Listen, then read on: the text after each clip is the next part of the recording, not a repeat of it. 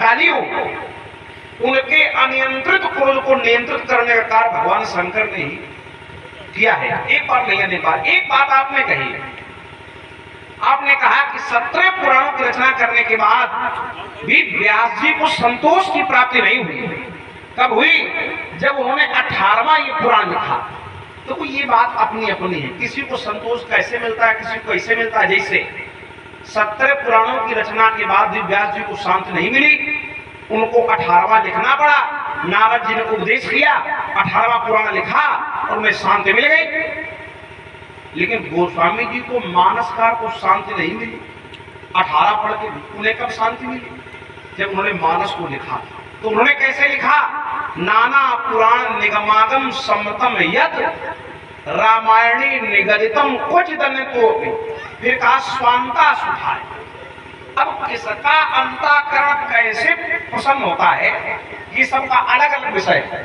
तो महाराज व्यास जी का जो अंतःकरण है वो 18वें पुराण की रचना से संतुष्ट हो गया, लेकिन मानसकार का जो अंतःकरण है वो मानस की रचना से पूरा हुआ। स्वांता सुखाय तुलसी रघुनाथ गाथा भाषा निबंध मध्य मंजुल मात।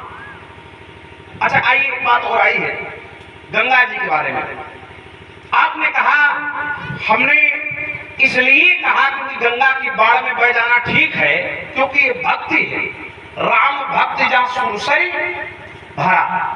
देखो उदाहरण तो बहुत अच्छा है आपका और सटीक भी है, लेकिन एक बात है, देखो बाढ़ में बह जाना और भक्ति में बह जाना, यद्यपि दोनों बातें आपने मिला तो दी अच्छी तरह से, क्योंकि प्रमाण है मानस का। राम भक्ति जहां सुरसरी धारा सरसई ब्रह्म विचार प्रचारा विधि निषेध में करिमन हरणी कर्म कथा रविनंदिनी बरनी।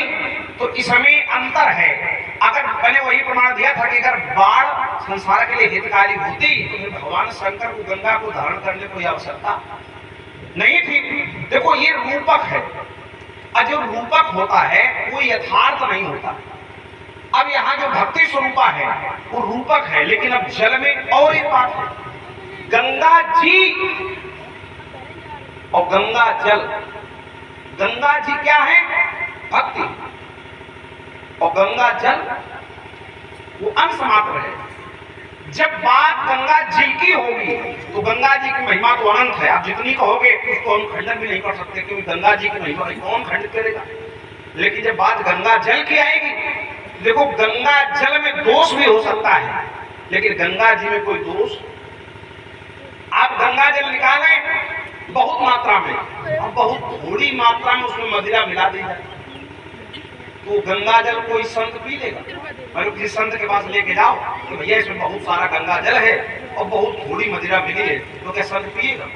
मालूम पीने वाला तो बिना गंगा जल के पी जाए, ठीक हुए गलत से, लेकिन संत उसे नहीं छुएगा। अच्छा, मानसकार ने कहा भी, कहा सुरसरी जल कृत बारुनि जाना।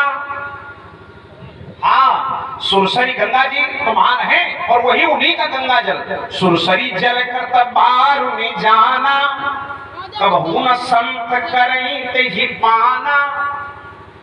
सुरसरी मिले सुपावन तैसे इस अनी संयंतर। तो गंगा में भी दो भेद है। अगर गंगा जी है तो ईस, और गंगा जल है तो अनीस। अब गंगा की धार है तो भक्ति है, और गंगा की बाढ़ है, अंतर है। बाढ़, अच्छा एक बात और है, बाढ़ कब होती है? देखो बाढ़ अपने से नहीं होती, बाढ़ तभी होती है जब बाहर का जल आकर के किसी नदी में मिलता है। भाई अनियंत्रित कौन करता है? जैसे आप क्रोध में हैं तो आप अनियंत्रित हुए, तो ये क्रोध बाहर से आरोपित है, आत्मा तो निर्विकार है। जीव का जो सहज स्वरूप है वो तो निर्विकार है, या कोई भी हो अवतार क्रोध की बात हो तो निर्विकार है पूरी तरह से, लेकिन जो बाहरी आरोप है क्रोध का उसके कारण अनियंत्रित हुआ है। तो जो सहजावस्था गंगा की है वो सहजावस्था बाढ़ की नहीं है, वो तो अनियंत्रित अवस्था है। और महाराज भक्ति भी महान है, लेकिन भक्ति कम महान है जब भक्ति ज्ञान के साथ हो। अगर भक्ति ज्ञान से रहित है तो अंधविश्वास हो जाएगा, और अगर ज्ञान भक्ति से रहित है तो नास्तिकता हो जाएगी। देखो दोनों बातें हैं, समझना। अगर ज्ञान है भक्ति नहीं है तो वो व्यक्ति नास्तिक हो जाएगा, और अगर भक्ति ही है केवल उसको ज्ञान नहीं है तो वहां पर अंधविश्वास हो जाएगा। भाई किसकी भक्ति? भक्ति दिशाहीन हो जाएगी। तो भक्ति की दिशा भी होनी चाहिए, दिशा ही नहीं।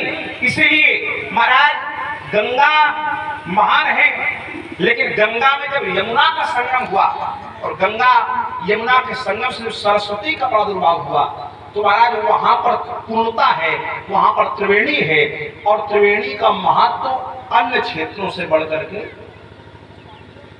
राम भगत जहाँ सुरसरी धारा सरसई ब्रह्म विचार प्रचारा विधि निषेध में कलिमर हरणी कर्म कथा रविनंदिनी बरनी। और एक बात आई, जब बात आती है तो महाराज भक्ति महान है, भक्ति सर्वश्रेष्ठ है, इसलिए भक्ति में मिल करके पूर्णता हो जाती है। लेकिन यमुना के मिलने से कर्मनाशा का भी जल अगर गंगा में मिला दिया जाए तो भी महिमा गंगा की रहेगी।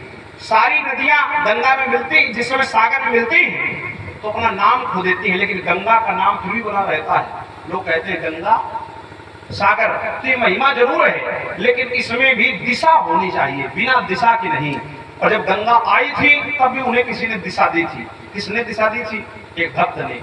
भागीरथ आगे चलते गए और गंगा पीछे पीछे उनका अनुसरण करती रही। तो महाराज इस बात यही है। इसी प्रकार जब संसार में कोई भी ये क्रोध लाभकारी है, जैसे आपने कहा भगवान शंकर, तो भगवान शंकर कराल भी है, कृपाल भी है, तो भगवान शंकर पर तो ये नियम लागू हो जाएगा,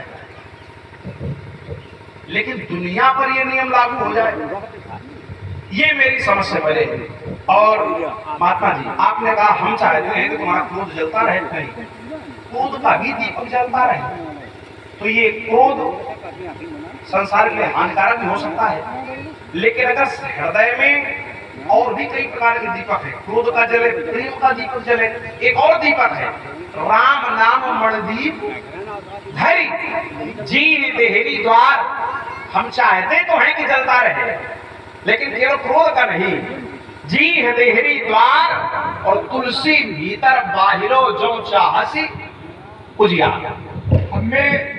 हमने वैसे दीपक की बात नहीं की थी, हमने अग्नि की बात की थी, और अग्नि में आहुति की बात की थी कि यदि हमारे क्रोध रूपी अग्नि के तुम विरोधी हो तो फिर ये घृत की आहुति क्यों डाल रहे हो।